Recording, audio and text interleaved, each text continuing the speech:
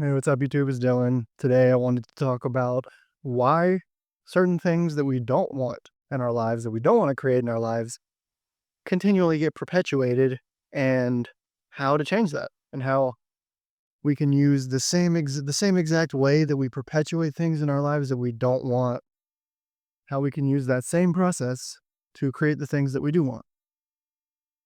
And before I talk about that, I just wanted to say that I just wanted to apologize for being off of YouTube for a little bit. It's been like 2 weeks since I posted my last video. Um, I've just been trying to figure out my schedule and stuff like that, and fitting it in. And I also was sick. I mean, it's not an excuse, but just wanted to let you guys know that I apologize for that, and I'll be posting more videos more frequently again. Like I'm striving for 2 to 3 times a week. But anyways, let's get into the video. So what the fuck? I think it was a bug just on my leg. But why do we perpetuate, or I guess how do we perpetuate things in our life that we simply don't want in our lives? A perfect example of this is the collective belief of like, oh, the rich get richer and the poor get poorer. It's like, why is that? Why is it that people with money continue to make more money? Why is it that people who seem to not have enough money seem to lose more and more money? Or if lose is not the right word, just have a struggle with getting more money in their lives. And I share this example because it's just a perfect example of how, obviously, if you're poor, you want to get out of that. Maybe you don't want to be a multimillionaire. It doesn't matter what you want, but you want to be comfortable financially. And so that is something that a lot of people experience that they, of course, do not want to create, but it perpetuates in their life. And so why does that happen? Well, I'm going to share the perspective of the Bible, and I'm going to share a scientific perspective. And they're both one and the same to me, which is why I'm going to share them. Specifically, these two I will be sharing with you. So from the Bible, if you're familiar with any verses from the Bible, this is a very popular one. I think it's Matthew 7:7, and it says, "Ask and you shall receive, seek and you shall find, knock and the door will be opened up for you, or will be opened unto you," depending on the translation. And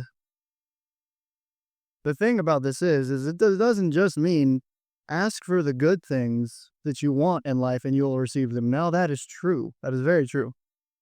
If you are looking for the good in life, that is what you will find. But it is equally true that if you are looking for the bad in life, that's what you will find. It says, ask and you will receive. And what does it mean when it says ask? In the Bible, asking doesn't mean getting on your knees and praying and begging. It means where you focus your attention and who you define yourself as.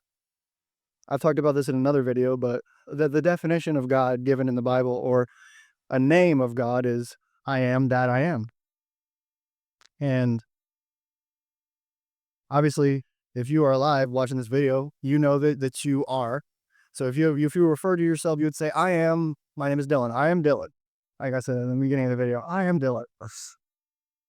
And so what it means to ask in the Bible is to put anything that you put after I am and claim to be, that is asking. And so whatever you ask for, whatever you claim to be, you will receive. And now, as I said, that doesn't just mean the good things. That means if I'm claiming to be in poverty, if I'm claiming to have problems with money, guess what? That's what I will receive. And if I continue to claim that, if I continue to define myself that way, and I have that identity of just not having enough, that's what I'll continue to receive. The next part of the verse, it says, seek and you will find. And this is where it ties in very directly to a scientific discovery. I don't know when it was discovered. It's been known for a while now, but seek and you will find. So what you use your attention and your focus on, like, what are you paying attention to? What are you looking for? And in the example that I gave, just around money, are you looking for the abundance in the world? I've talked about this in another video. Like, I'm walking by, it's kind of springtime here in Utah. It's very warm out. And there's a bunch of grass coming up. Like, there's an abundance of grass coming up. Like, you cannot count the grass blades that are coming up. Similar, you cannot count the hairs on your head. And I mean, there's so many more examples I can give. As I said, I already made a video about that. But anywhere you look, if you're looking for it, if you're seeking it, you can find evidence of abundance and wealth and prosperity, whatever word you want to use. There's an abundance of fresh air.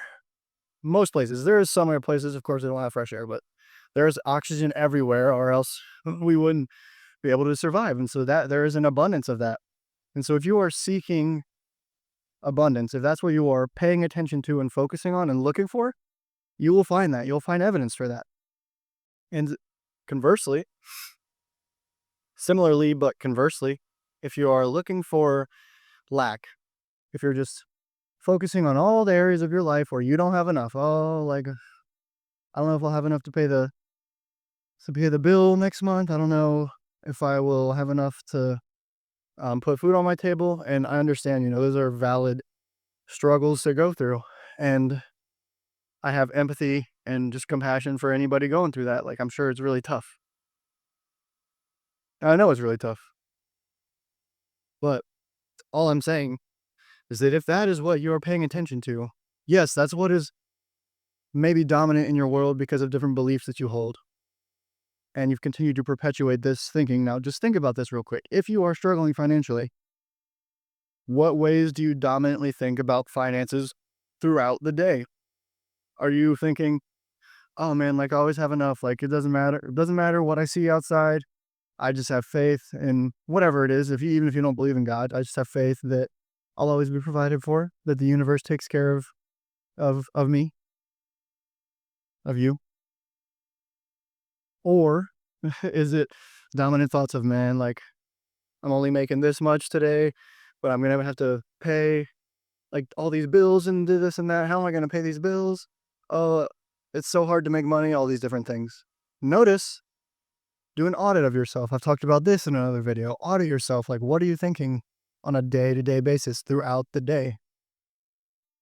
And as it says in the Bible, whatever you seek, you will find. So if you look for abundance, you can find it everywhere, especially if you go outside in nature.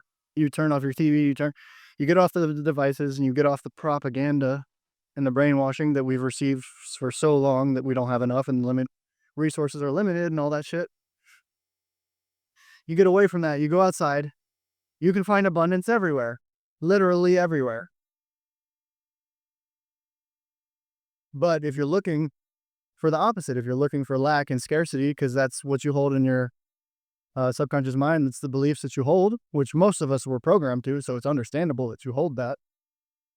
But if that's what you continue to look for, and a lot of times, as I said, it's subconscious, so it happens without us knowing it. But if that's what you're looking for, proof of, oh, there's never, life is so hard. Oh, it's so hard to make money. Oh, my job sucks. Whatever it is. Then seek and you will find. And then the last one, knock and the door will be opened for you. That's pretty self-explanatory. And pretty much just ties the other ones together. Just whatever you are looking for. Am I knocking on the door of abundance? Like, hey, abundance, like, can you open it up for me? The door will be open to you. If you're knocking on the door of scarcity and lack, that door is going to be open to you. And now I want to go back to the second part of that verse, what I was just explaining about seek and you will find, and relate it to neuroscience. This is a very, very interesting thing. So I hope that you've stuck around this far, because now I'm going to tie the spiritual kind of perspective of it, I guess, if you want to put it that way, the Bible, philosophical perspective with the scientific perspective. And in neuroscience, they have been aware for multiple decades. I don't know how long it's been, but there's a certain part of our brain called the reticular activating system, RAS for short. And basically, it filters all the information in our environment based upon what we deem as important or what we have beliefs around. Now, I'll give you guys a super simple example that you can test in your past life or just think about. If you've ever been thinking about getting a new car, maybe I have a Jeep Patriot, and so I'll just use that as an example. Before I bought the Jeep Patriot, before I ever thought about getting it, before it came into my life in any way, shape, or form, I didn't notice them on the road at all. And now, since I've had it for a while, and when I was, in the process of getting it, I would notice every single Jeep Patriot that I saw, especially the white ones, because that's the color that I have. And that is our reticular activating system at work. It's like, is there more Jeep Patriots on the road than there was, years ago before I knew or before I had the car? No, of course not. I mean, maybe it fluctuates up and down a small amount, of course, but it's like, why was I seeing every single one now? And I'm sure you can relate that, or you can reflect on something like that that's happened in your life. Maybe if it wasn't a car, maybe it was like a specific type of person or a specific other material item, and then everywhere you go, it seems like everywhere I go, I see this thing. Why is that? Is because before I got the Patriot, the Jeep, it meant nothing to me. It was just another car passing by whenever it passed by me. After I intended on buying it, then of course it's in my awareness. It's like, oh, like this is a car that I'm probably going to be buying, which of course I ended up buying. And so my brain, my reticular activating system, subconscious mind, a part of the subconscious mind really, it was like, hey, this is important. Jeep Patriot is important. Simply because I was just paying more attention to it. And there was a certain emotion around it of, oh, I'm going to get a new car. And therefore, the reticular activating system, anytime that a Patriot passes by me on the road, like I notice it every single time. And that's because, as I was just saying, I have earmarked it in my brain as important. And therefore, the reticular activating system, with all the information that it filters, picks it out, whereas it did not do that before. And I know I've mentioned this in another video in the past, but in any given moment, there's millions of bits of information that we come across in our environment. There's different colors, textures, like sights, buildings, sky, trees, nature, depending on where you maybe are inside. And then there's things they're hearing. I can hear some cars in the background, maybe some birds, myself walking, myself talking. And then I can feel, my clothes on my body, my hair touching my face. And there's so many more just minute, like, bits of information that are always in our environment. And our subconscious mind, I believe it's able to process 1 to 2 million bits of information per second. And our conscious mind's able to process like 40 or 50 bits of information per second. And so that's the point of the reticular activating system. The subconscious mind is taking in millions of pieces of information every single moment. But why do sometimes, like as I was just sharing, why did I not become aware of the Jeep Patriot until I made it important in my life? Because I was getting that car. Well, it's because I saw it. My subconscious mind picked it up as I was driving anytime one passed me, but it never made it to my conscious mind because my reticular activating system said, no, that's not important. That doesn't matter. And so why am I sharing this with you? I mean, I hope that you're able to put 2 and 2 together to make 4, but I trust that you are, but I do want to explain why I'm saying this and how it connects to what I said in the Bible. Seek and you shall find. If you have a subconscious belief that money is hard to make, that there's never enough to go around, that I always struggle with money, then your subconscious mind, as I was saying, picks up millions of bits of information per second. It filters it through your reticular activating system. And if you have the belief that money is hard to make, any information that you pick up in your environment around money is going to be filtered through that belief of money is hard to make. So when it comes to paying bills, when it comes to getting your paycheck, when it comes to spending money even as well, on just stupid things that you don't need. All of that goes through the filter. It gets filtered by your reticular activating system. Sorry, I keep like fumbling over that word. It's kind of a mouthful, but it gets filtered through your RAS, or by your RAS through your subconscious beliefs. Similarly, if you have a belief of always have more than enough, I'm sure you could probably think about this in your life. Like, there's probably some people that that it seems like they are always struggling with money. So you can guarantee, or I can guarantee you, that they have beliefs in their mind that says money's hard to make, like I never have enough, blah, blah, blah, blah, blah. And I'm sure there's people that even if they don't make a shit ton of money all like every year, their income isn't massive, they just seem to never struggle with money. Like, okay, why is that? It's because of what I was just explaining. Whatever you seek, you will find. And the kicker when it comes to all of this is most of our seeking and asking and knocking is subconscious. It is unconscious. It is through the beliefs that we picked up as children and that we were programmed over decades, depending on how old you are. And we're really not aware of these things until we take the light of our awareness, our attention, and focus on them. And if you're watching this video, then I know that that's what you're doing. And so now what do we do about it? So I explained how we repeat the negative, or how we perpetuate negative experiences in our lives. And this is not just around money. It's around relationships. Oh, I always struggle with relationships. Oh, there's no good men out there. All the good women are taken. That's another belief, that if you have that belief, your reticular activating system is only going to show you the information in your conscious mind. It's only going to present to you information that reaffirms that belief. This is basically how the cycle goes. You have a belief, and then you either have a thought, an emotion, or an experience that gets filtered through the belief, because the belief is the first thing. Excuse me. Then you have a thought, an emotion, or an experience that gets filtered through that belief. You reaffirm to yourself, and you have a thought that reaffirms your belief in your mind of, as I said, oh yeah, of course, there's no good women, there's no good men left in the world, like all the good ones are taken, or all men are dogs, whatever. So then it gets filtered through that belief. Any experience you have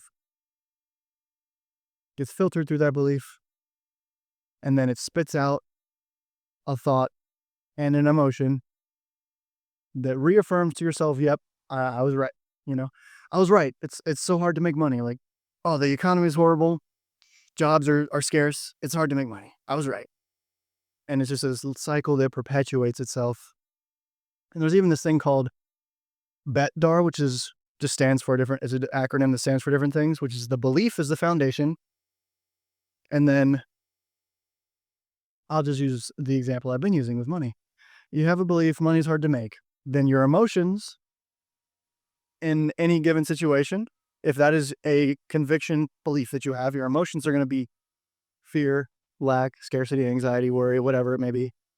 The thoughts around it, B-E-T. So B is beliefs, or E is emotion, T is thought. The thoughts are, oh, I never have enough, it's hard to make money. And then the D, that's the inside part. That all happens on the inside. Sorry, my hair just keeps getting in my face. But that all happens on the inside. And then from the inside, it gets manifested into the outside with the D, which is decision. So you make a decision based on, oh, money is always hard to make. Like, so many businesses fail. I'm not going to be successful. So therefore you don't start the business that you wanted to start. The action, you make a decision of, okay, I want to start a business, but I have all these beliefs, emotions, thoughts that money's hard to make. So why even start? Then the action you take, which is the A, obviously you don't take action. So then the results you get, which is the R, it would be easier for me to explain this if I had like a whiteboard like all these other YouTube people do, which I do. I haven't made videos like that yet. But then you get to the R, which is the results of, oh, of course, like I had this belief and emotion and thoughts come up telling me money's hard to make. Maybe I've tried a lot of things in the past and it hasn't worked. So I make the decision, why even try? the action is basically nothing in that direction, and the results are, you get the same results. You don't experience a better or more abundant life when it comes to money. And then that reaffirms the belief, and that's a cycle. It just repeats itself over and over and over. And so now, how do we break out of that? I know that was a little bit of a tangent, but how do we break out of that? We use the same exact freaking process. Like, that is one thing that I have really been deepening in my understanding of over the last couple of months or half a year or so, is that the same way that we make our lives horrible for ourselves, all we have to do is use the exact same process, the same systems, I guess, if you want to put it that way, the same strategies that we used unconsciously to make our lives horrible in whatever ways. We do the same thing in the opposite direction. So instead of affirming the beliefs of, oh, money's hard to make, and then I'm constantly looking for why money's hard to make, or affirming the beliefs of, oh, like there's no good men or women left in the world, all the good ones are taken, men are dogs. Instead of affirming those things to yourself, they're going to come up. I guarantee you, they're going to continue to come up because you held them for X amount of years.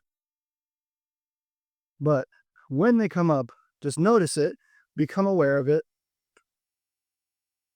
And there's a couple of different options you can do at this point. You can either see it for what it is, like, okay, I see this belief around money's coming up. I know that it was there to protect me. Everything we have is a protection survival mechanism. Our brains are not made to thrive, they are made to survive. And so everything is a survival mechanism. You could thank that belief, thank you belief, for trying to keep me safe. I understand that you are trying to help me, but you're kind of doing the opposite of that for me. So I'm going to let you go. I do not identify with you.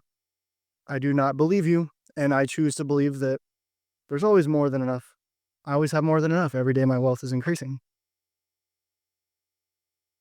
And when it comes to just the other belief that I shared, just give another example. Maybe you go on a date or something, you have an interaction with a man or a woman. It's like, oh man, yeah, like that person was just not it. All the good ones are taken. So then you notice that. Oh, okay. Like I see that that's happening. And the other option, aside from, you can do the loving option, which I just shared, or you can do the I'm really thought of a word to describe it, but you can do the more blunt option of just like, no, fuck that. I'm not going to believe this anymore. That belief is simply that. It's just a belief, and I get to choose what I believe, so I don't want to believe that shit anymore. And then reframe it to, okay, maybe this date didn't go well, but there's so many other options out there, and I know that there's somebody who is perfect. Excuse me. There's somebody who is perfect for me, and there's plenty of amazing men and women and people out there in the world. And this is just kind of a reconditioning process. Just like if you want to learn a skill, if you've never played basketball, you've never skateboarded or snowboarded in your life, you cannot expect to just hop on the board, go down the mountain, and be a freaking badass. Like, that's not going to happen. It takes time, it takes repetition, it takes the conditioning of our minds, and in that case, our bodies. And it's the same thing with our beliefs. So don't get discouraged. You will continue to experience the same beliefs coming up in your mind and emotionally for however long it takes. It's going to be different for everybody else. But I guarantee you, if you use that process that I just shared with you of, it's basically deny it or let go of it lovingly, choose something different, choose a different belief, and then act from that belief. Be the person with that belief instead of the belief that money's hard to make. Everything I've ever tried to do to make money has failed, so therefore why would I try again? You stop that belief, you say, no, there's plenty of money in the world. There's like probably you could not count it except for on like a calculator or whatever. But I cannot count all the money in the world. There's so much money in the world. There's abundance all around me. There's opportunities everywhere. And I believe in myself, and I know that I can succeed at whatever I put my mind to. Reconditioning it to that and then taking action based upon those beliefs. So that means go start the YouTube channel, go record the YouTube video, go start the business, go start socializing with people, whatever kind of goal you have for yourself and whatever you're trying to train out of your beliefs. And I know for a fact that if you persist in this for however long it takes, it doesn't matter how long it takes, like, because if you get discouraged by, oh, I've been doing this for months and it seems like nothing has changed. Well, would you rather do this for years straight and then start to see it change? Or would you rather just live with the situation you have right now and the beliefs that you have and the emotions and the thoughts and the limitations for the rest of your life?